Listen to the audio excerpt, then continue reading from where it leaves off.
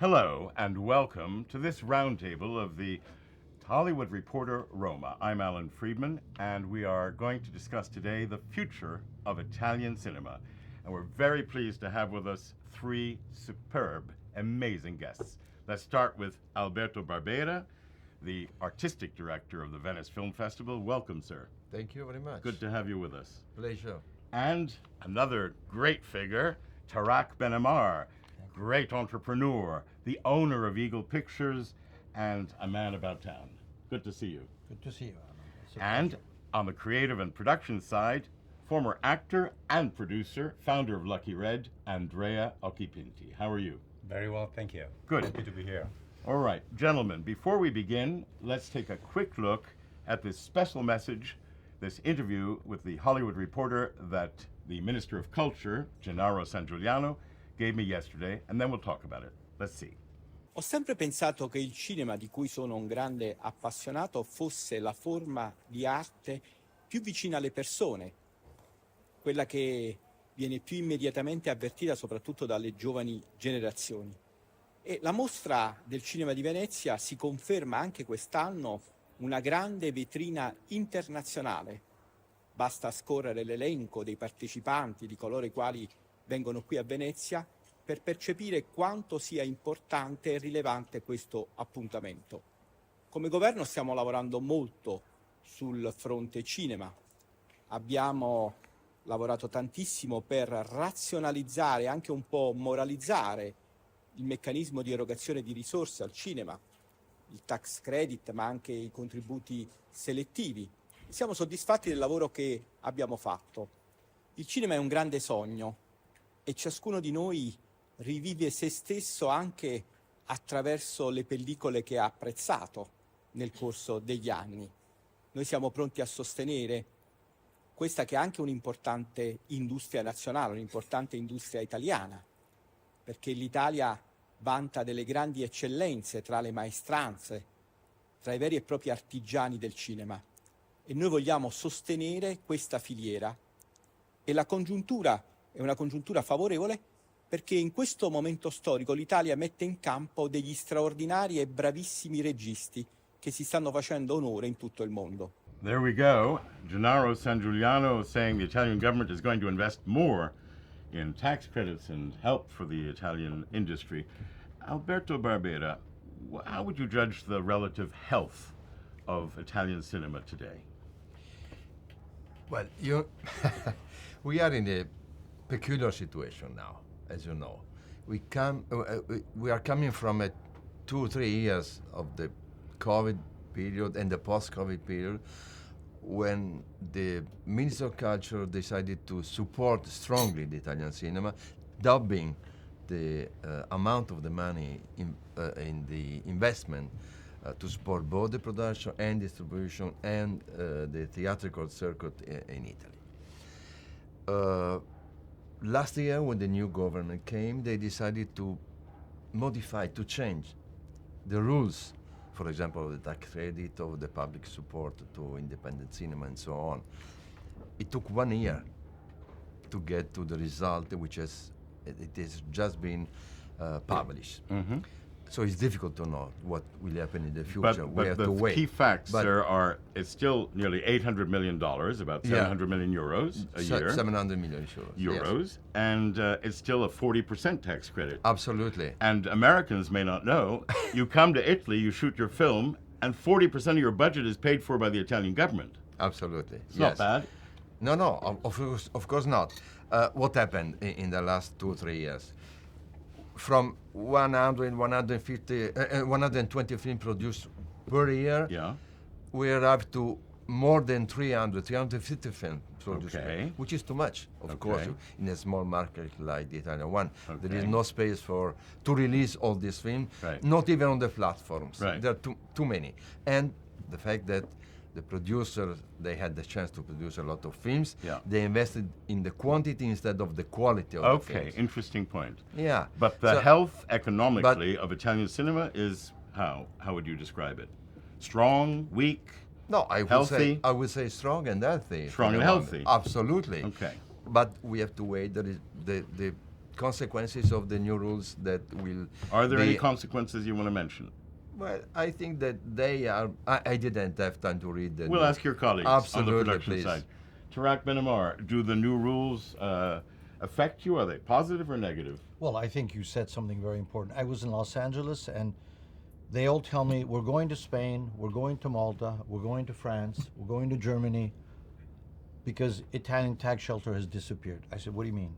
And in fact, what Alberto was saying, the delay in doing the law created confusion. Uncertainty. Created confusion for the Italian films and the American movies. So, thank God, I know the law is coming out. I haven't read it, but I can confirm what you just said to our American colleagues that please come back here. Don't go elsewhere. The best technicians. I have are read. here. I have read the. It's called a decreto, and I've read it myself in the original Italian. And Andrea Occhipinti, in reading it, the main changes I see are ceilings or caps on how much international and domestic productions can have. But isn't this because, if we're honest, there were a number of small and medium-sized Italian producers who were abusing the system before and perhaps making some illicit profits, and they wanted to clean that up a bit? I mean, they worked, yes. They were The some. answer is yes, that was happening. Yeah, I mean, they worked on the rules that were previously there. Yeah. So it was nothing. The rules allowed some, let's say, for some operator to use too much tax credit. There were no caps, and there was no.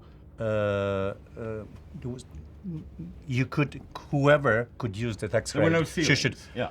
Even us, if we Right. shoot this conversation, we could could use do a So- tax so credit basically today. they've But tightened up there the is one rules. thing They made it professional. Yeah, they made it more professional. Yeah. yeah, there is one thing that concerns me that I think it's we will see. Yeah. They moved some of the money from the automatic support to the selective. And I Let me think explain that to our viewers. In Italy, what he calls automatic support means First tax it's- credits, yeah. where you apply, you're making a production in Italy, you meet the requirements, you apply to the Ministry of Culture, and they give you almost mechanically 40% of your budget in tax credits. I like that. That's automatic. They have another section called selective contributions, which are essentially grants, and that's a smaller amount, isn't it? yeah, but they've moved around 70 millions from the automatic to the selective. Right, which This is means good. I don't know if it's good. I think the role of the government is to support the industry, okay. not to decide what is produced. All right. Well, I guess the answer is that Italy's trying, and we'll wait and see and move on to our next subject. Alberto Barbera, artificial intelligence. Yeah. What does it mean for cinema? It is quite clear that artificial intelligence will change the rules of the film production. It's a extremely innovative and could be a very useful tool to improve the way we write, shoot, and post-product, making a Post-produce, production yeah. and produce a film. There is a lot of concerns related to the use of the artificial The intelligence. actors are worried. Everybody is worried. The screenwriters are worried. The actors are worried of the use of the intelligence to take their place, replace them. them, Yeah. to replace them in the production. Is it a valid Or- concern? Is it valid? I think it's in part is It's a valid. valid concern. Tarak, absolutely.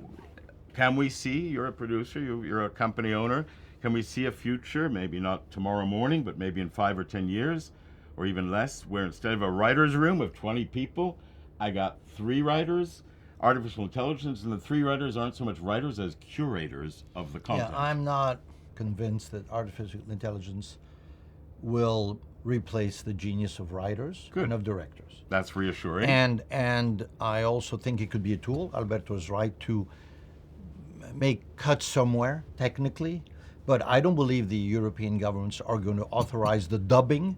If you stop the dubbing of American movies, or any movie, Yeah. in Italy, yeah. or France or Germany, you put It's a big thousands of people out of work. So, thank God. And most of the Italian actors don't work in films. They Yeah. work in dubbing. Sure. So sure. are we going to endanger that? So thank God there'll be a European Ministry of Culture discussion Yeah. on what's good for the industry and what's bad. But in America, there won't be those restrictions. Well, It'll go faster. I think the unions in America We'll stand up. will protect their citizens, So we're back to the actors and the producers and the directors and all of them. and the technicians. And the technicians. Yeah? Absolutely. It's necessary. Absolutely. Andrea Occhipinti, you are also an actor as well as a producer. Tell me about your view, your take on I think AI. what Tarak was saying is key. I mean, there should be, if the technology that advances very fast, very rapidly, there should be regulation. There should be agreement between the stakeholders and the union. This is key. In Europe with the government, there should be a regulation that avoid what you were mentioning. Well, the SAG-AFTRA deal to end the strike addressed that. Was that sufficient Absolutely. in your view? I mean, so far I think it is, but it's not over because Yeah. the technology will keep going. We advance, so And it's Alan, not done. Probably we just saw that the French arrested the head of Telegram, Yes. right? Yes. Which means the governments are trying to figure out what freedom, digital, what can you do. So Telegram is social media rather than yes, artificial but intelligence. no, but it also uses It also uses it. So Artificial it's intelligence. going to be in every That's part of our life. everywhere. Everywhere. Everywhere. That's why it's Everywhere. important that there is Regulations. always an updating of regulations. He's right. Yes. He's Let's address another big subject: streamers Oh, yeah. against studios. And my analysis that the only streamer that's really making money is Netflix, and the others. well, are they all- won. They won the. They won. Give us your verdict. They won. Game over. Game over. Apple's selling phones and iPads. Amazon? Amazon selling food, right?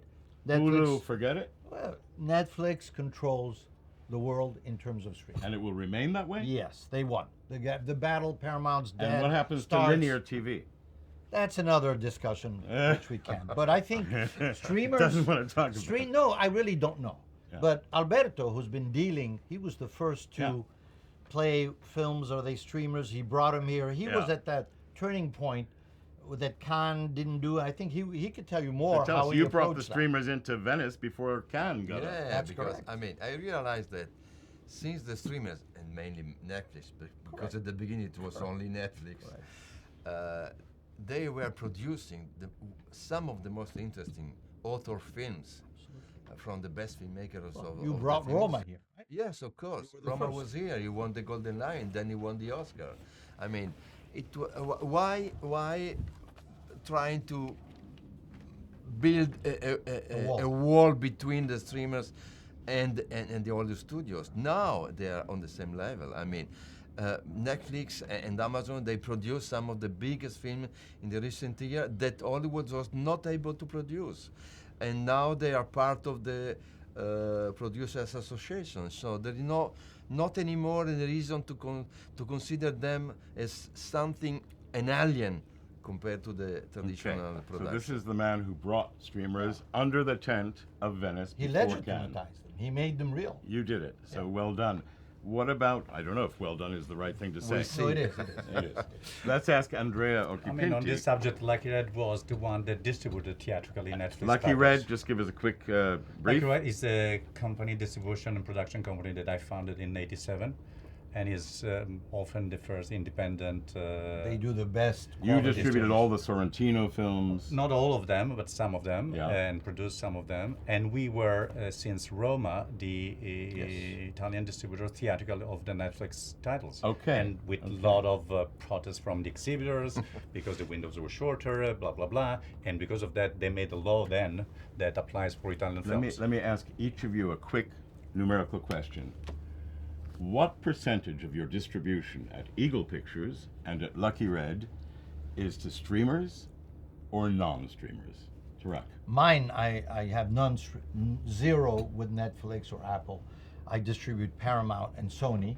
So then they sell them to us. But Okay. I'm a theatrical Okay. distributor of non-streamer films. And Lucky Red, what I percentage? mean, I cannot give out Numbers. numbers. Is it but- half and half?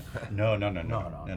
Very little. Very This little year- streamers. No streamers. We don't have these streamers this year. Why? Almost. Why? Because it depends from them when they decide they want to go out theatrically or not. Have you read the New York Times article on Apple? I've read the Hollywood Reporter article. on Read Apple. the New York Times article or Yeah. Washington Post. I could be confused. Apple is rethinking no longer making Hollywood movies. Yeah, well, Apple has an issue or two. Well, we have a movie here. We, Eagle. as Eagle, Which movie is it? Wolves, Okay, okay, great. which he chose. Which stars? Brad Pitt, George Clooney. Brad Pitt is coming in tomorrow. Yeah. Yeah. They've decided a week before, Alberto can tell you, that it's not going out theatrical. Because? That's their decision.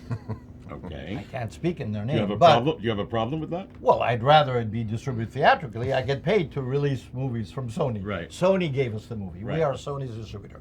What I'm saying is not just for that movie. Yeah. They're adapting Okay. themselves to what their brand is. Is Apple should be seen as a Hollywood company, Right. or something else?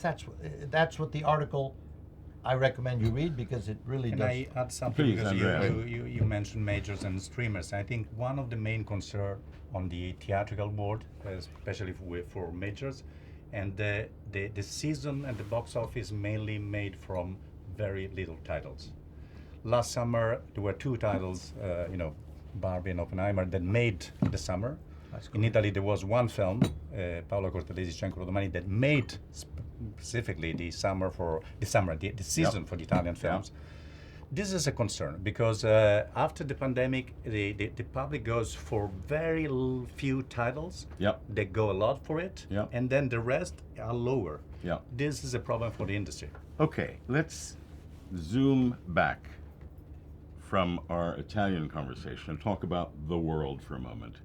Because we are living in a moment of epochal change in the global cinema industry. Not just because of streamers and studios and linear TV and distribution and changes, but because we're seeing a consolidation. Tarak said Netflix has won the game. Well, the layoffs around Hollywood are in the tens of thousands, and not just the streamers. Look at Disney. Bob Iger has got all these assets he wants to sell. Look at Paramount, which gets sold, doesn't get sold. Warner. So in this period of upheaval and global consolidation, first of all, how long will it last? A year or two more, we hope, not more? And what is the effect on films? Tarak, and then Alberto, and then Andrea. It's very difficult because it will depend on the world crisis, the wars, right? The Ukraine, geopolitical. of course. The economy. Are the interest rates going to go down? So all these companies are publicly traded. They answer to shareholders, so they Right. But have they're to. all trying to sell off assets or reduce Yeah. costs and workforce. I believe there's too many movies in the world, Too many studios. too many films. Too many I films. believe there's too many films, therefore too many bad movies. As a producer, Sure. Alberto sees what, 700 movies? More than that. We receive more than 2,000 submissions of feature films only. He won't tell you what percentage he chooses, but Yeah, we can I do the can math. guarantee We you. can do the math. yeah. Yeah.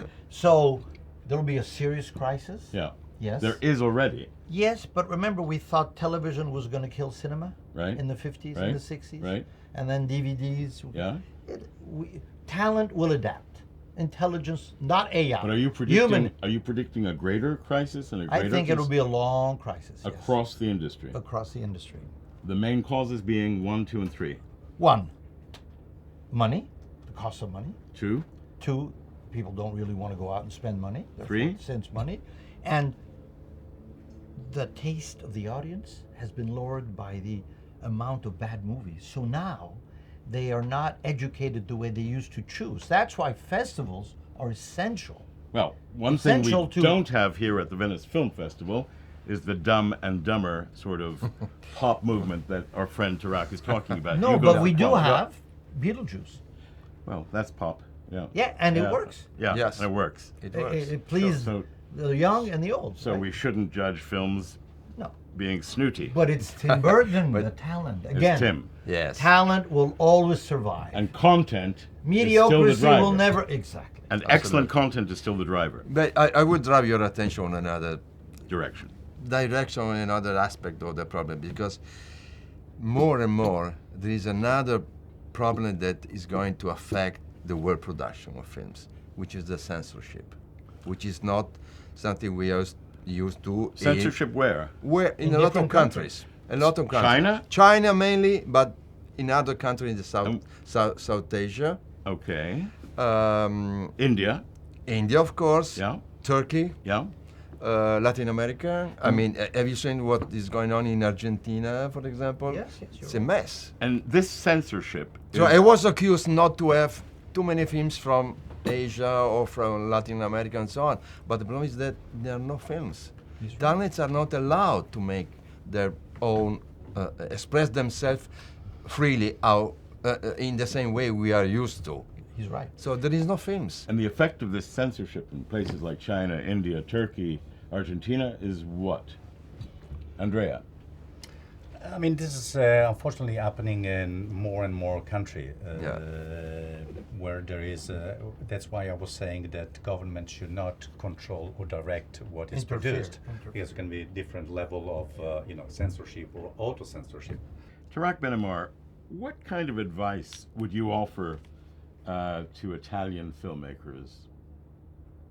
Well, I think Andrea was a great producer also, by the way.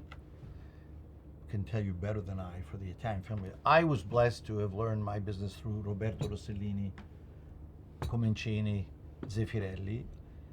Scripts is if it's not on the page, it's not on the screen. Content is still the driver. And the content doesn't start if it's not on the script. Yeah. And then the vision is something else. So I think the writers don't necessarily have to be directors, and directors don't necessarily have to be the writers. Some who have a vision, yes. So that's really that balance of making sure that the script is great. That's my long experience. Alberto, you agree I with that? agree. I mean, content and vision. We need the two elements, unless it is impossible to have a good film. Right. There is a good example for that in Italian cinema. Luca Guadagnino. He never wrote a script, Bravo. but he has a great vision. He's a great filmmaker. He makes great movies. Just tell me about Queer. I can't. We'll see You it. can't talk about it. No, I can't talk about it, but you will see. You will see it Tell me soon, when but Daniel Craig is coming. It's coming on Monday because it's Daniel Craig is the film- great. Yeah. Is great. Oh, in film the is film, very, Daniel Craig very is, dirty. Fantastic. Really Yeah. super the fantastic, film. absolutely fantastic. The film, I think I can tell you, Queer, the best film by Luca Guadagnino so far. So far. Wow. Yeah, absolutely. big He's praise improving coming from film the- film after film. So, yeah, So you loved it. I loved it. It was in 3 versions. I read Yeah, somewhere. I It was saw- 3-hour version, I had the 2-hour version. What I what's had the that about? chance. I had the chance to see 3 versions. The Yeah. first one was 3 hours and 20 minutes long. Right? Then he got the music of the film and he decided to cut the film on the basis of the music he got. Right. And the film was cut to 2 hours and a half. And then 50 days before the opening of the festival, he decided to cut again. So now the film is 2 hours and 15 minutes. Wow. But I love a lot the first one, the longest version. Which includes 20 minutes of gay bars in Havana? Yes. More than that, sure. The cruise in the bars of Havana is absolutely fantastic. Because this is from the William Burroughs novel. yeah, sure, Exactly. sure. And yeah, sure. it's a classic. But by the Yes. way, this is an example that to tell filmmakers he does see all the cuts. You really He do. does. Yeah, You know, I do. sometimes you say, oh, he's not Yeah. going to watch it. He No, does. no, no, I do. So everybody who's watching us, That's my remember, point. when you submit to the He Venice sees it. Film Festival, this man Yeah. sees everything. That's my point. Okay? Yeah. Tell them on camera. I Yeah. do. He do. does. that, Alberto I do. Barbera, I do. artistic director of the Venice Film Festival, Tarak Ben Ammar, Thank you. legendary producer, owner of Eagle Pictures, and Andrea Occhipinti, owner of Lucky Red. Thanks for being with us Thank for you. this, Thank you very Thank you. much. the first, the Hollywood Reporter Roma you very much. Roundtable. I'm Alan Friedman, editor at large. We'll see you next time.